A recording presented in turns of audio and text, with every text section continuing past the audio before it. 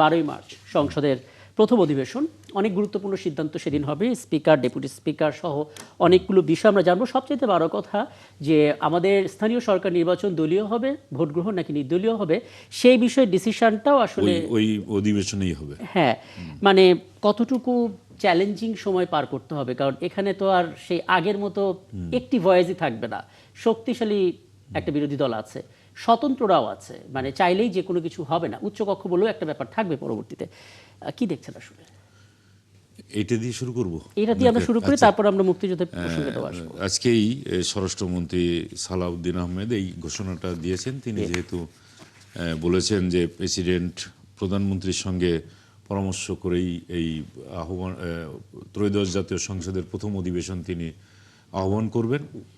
আচ্ছা, এখন এখানে কেউ কিছু এখনো বলে নাই, তবে মনে হচ্ছে যে প্রথম অধিবেশনটা কেমন হবে এটা কিন্তু এখন থেকেই গবেষণা শুরু হয়ে যাবে। যে স্পিকার নেই, ডেপুটি স্পিকার জেলখানায়, তাহলে এই যে জয়েন্ট সেশন যেটা সভাপতিত্ব করার কথা হচ্ছে বিগত দিনের যে স্পিকার, সেই স্পিকার নেই, তাহলে কে করবেন? এটা একটা আমার কাছে মনে হচ্ছে হয়তো পরবর্তীতে, যেহেতু এটা একটা পলিটিক্যাল ইস্যু, কোনভাবে যে এটার সমাধান হবে সেটা এখনো আলোচনার বিষয় আছে। 2 নম্বর, একেবারেই ছেড়ে দেওয়ার মানে কি বলবো, যে সেটাও কিন্তু হয়তো আলোচনার মধ্যে আসবে। সেটা হচ্ছে সংসদ সদস্যরা, একদিকে বিএনপি শুধুমাত্র সংসদ সদস্য হিসাবে শপথ গ্রহণ করেছেন, আর ওদিকে জামাত ইসলামী এবং এনসিপি সহ 11 দলীয় জোট যারা, তারা 2টা পদের জন্য শপথ নিয়েছেন, সংবিধান সংস্কার পরিষদের সদস্য। এখন কথা হলো, এটা কিন্তু জটিল বিষয় যে একজন সংসদ সদস্য তার পদের জন্য একটি মাত্র শপথ গ্রহণ করতে পারেন, অথচ 2টা শপথ নেওয়া হয়ে গেছে। কোন শপথটাকে এখন কাউন্ট করবে? এটা সাংবিধানিক প্রশ্ন। আচ্ছা, তারপরে আমাদের সংবিধানে স্পষ্ট করে বলা আছে, যেমন প্রধান বিচারপতি, প্রেসিডেন্ট বা প্রধানমন্ত্রী যিনি শপথ গ্রহণ করবেন, কার কাছে করবেন, কি শপথ গ্রহণ করবেন, এটা স্পেসিফিক বলা আছে। কিন্তু এর বাইরে আপনার যাওয়ার কোনো সুযোগ নেই। কিন্তু সংবিধান সংস্কার কমিশন কার কাছে, ওই কমিশনের সদস্যরা কার কাছে যে শপথ নেবেন, এটা স্পেসিফিক কোনো কিছু এখনো পর্যন্ত নেই। তাহলে তারা নিয়েছেন। আর সবসময় আমরা সরকারি আদেশ যা কিছু হোক না কেন, লাস্ট যে আদেশ হয় সেই আদেশটাকেই কিন্তু আমরা ধরে থাকি। এখানে শপথ গ্রহণ করার ক্ষেত্রে জামাত ইসলামীর, তারপরে এনসিপির, মানে 11 দলীয় জোটে যারা আছে, তারা কিন্তু শেষ যে শপথটা গ্রহণ করেছেন সেটা হচ্ছে সংবিধান সংস্কার পরিষদের সদস্য হিসাবে। তাহলে তারা কি হিসাবে কাউন্ট হবেন এখন? এই যে এখন তারা সংসদ সদস্য হিসাবে হবেন, নাকি সংস্কার কমিশনের সদস্য হিসাবে মানে বিবেচিত হবেন, সেটা ক্লিয়ার করা কিন্তু খুবই জরুরি। একেবারে এটা কিন্তু হেলায় ফেলায় আপনি যে ছেড়ে দিবেন তা না। এখানে একেবারেই সাংবিধানিক প্রশ্ন জড়িত।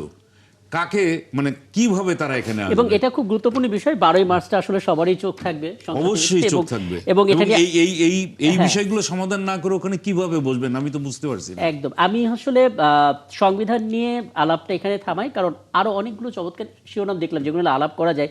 শামসুজ্জামান দুদু আমাদের সঙ্গে আছেন, তার কাছে এই বিষয়টি একটু জানতে চাই। শামসুজ্জামান দুদু, আপনাকে আমন্ত্রণ জানাচ্ছি 71 জানালে। আমরা মানে খুব যৌক্তিকভাবে এই প্রশ্নটা অনেকের মাথায় আসবেন, বিশেষ করে যারা আসলে মুক্তিযুদ্ধ নিয়ে গবেষণা করেন বা তরুণ প্রজন্ম যারা মুক্তিযুদ্ধ সম্বন্ধে জানতে চান, তারা আসলে আপনাদের মতো রাজনীতিবিদদের কাছ থেকে এই প্রশ্নের উত্তরটা আসলে খুঁজতে চাইবেন। যে সরকার বদল হয়, ঠিক আছে, সিস্টেম বদলাবে, পরিকল্পনা বদলাবে, কিন্তু মুক্তিযোদ্ধাদের তালিকা নিয়ে এত সংযোজন বিয়োজন কেন হয়? মানে আমরা কি রাজনীতির জায়গাটা ক্ষেত্রে মুক্তিযুদ্ধকেও ব্যবহার করেছি, চেতনা নিয়ে ব্যবসা করেছি, দিন শেষে আমরা আসলে মুক্তিযোদ্ধাদের তালিকাটা নিয়েও কি একই পথে হেঁটেছি? মানে এই জটিলতাটা আসলে কোথায় দেখেন আপনি? এ নিয়ে আপনার সঙ্গে আমি কোনোভাবেই ভিন্নমত পোষণ করছি না। আপনি সর্বশেষ যেটা বললেন, দলীয় ভিত্তিতে যে ঘটনাগুলো সাধারণত আমাদের দেশে সর্বশেষ সরকারের মধ্য দিয়ে আমরা লক্ষ্য করেছি, যে অতীতে যেসব সরকার নানান বিবেচনার ভিত্তিতে, নানান পরীক্ষা নিরীক্ষার ভিত্তিতে মুক্তিযুদ্ধের আহ, তালিকা তৈরি করেছিল, সেটিকে গত 16-17 বছর ধরে যে সরকারটা ছিল, সেই সরকার এটা একেবারেই তারা তাদের বিবেচনা, তাদের দৃষ্টিভঙ্গি তারা তাদের মতো করে করেছে। প্রায়শই মানে যারা মুক্তিযুদ্ধের সঙ্গে শুধু সম্পৃক্ত ছিলেন না, পরিচিত মুখও বটে, তাদের সবাইকে মানে শুধুমাত্র রাজনৈতিক বিবেচনায় বা কারণে তাদেরকে বাদ দিয়ে দেওয়া হয়েছে। এটা একেবারে দলীয়করণ করা হয়েছে। তো সেটি যদি আমি নতুন করে যখন পড়বো সত্যিকারের মুক্তিযুদ্ধ, সেটি সেই জায়গাটা যদি প্রশ্ন ওঠে, তাহলে যদি কেউ আবার অভিযোগ করে প্রতিটি সরকারের ফ্যাসিবাদী নীতিকে রক্ষা করার জন্য তাদের তালিকা, তাদের শাসন, তাদের উদ্যোগ কোনোভাবেই আমরা পরিত্যাগ করতে চাচ্ছি না, তাহলে তা একটা ভয়ঙ্কর ঘটনা। আমরা প্রতি সরকারকে বিদায় করেছি ফ্যাসিবাদের প্রশ্ন, গণহত্যার প্রশ্ন, তো তাদের তালিকাটা আমাদের রক্ষা করতে হবে, এটা তো সঙ্গত বা যুক্তিসঙ্গত বলা যায়। সেই কারণে আমার কাছে মনে হয় এই মুক্তিযুদ্ধের প্রশ্নে যে বিষয়টি এসেছে, এবং আমরা দীর্ঘ লড়াই সংগ্রাম আন্দোলন রক্ত এসবের মধ্য দিয়ে কিন্তু পরবর্তীতে একটি ভালো নির্বাচনের কথাটা আমরা বলেছি, গ্রহণযোগ্য নির্বাচন, স্বচ্ছ, সেটি কিন্তু গত 12ই ফেব্রুয়ারি আমরা মানে মানুষ এই ভোট দেওয়ার অধিকারটা হারিয়ে ফেলেছে।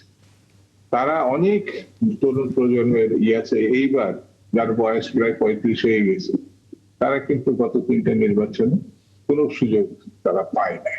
একেবারে নির্দিষ্ট পরিমাণে কিছু মানুষজনকে তারা ভোট দিতে পেরেছে, অথবা আদৌ কেউ ভোট দেয়নি, ভোট দিয়ে দেওয়া হয়েছে। তার থেকেও আমরা বেরিয়ে এসছি। তো স্বাভাবিক কারণে কিছু বিতর্ক আমি ওয়েলকাম করবো, সেটি যে কোনো বিষয়, কারণ অতীতে কোনো আসলে সঠিক তথ্যের জন্য বিতর্কের প্রয়োজন আছে, যাচাই করার প্রয়োজন আছে, কিন্তু সঠিক তথ্যের মানে তালিকার ব্যাপারে ছাড় দেওয়ার তো কোনো সুযোগ নেই। আর একটা বিষয় কি একটু যুক্ত করবেন ছোট করে, মানে এটা ফেব্রুয়ারি বলেই এটা জানতে চাই আপনার কাছে।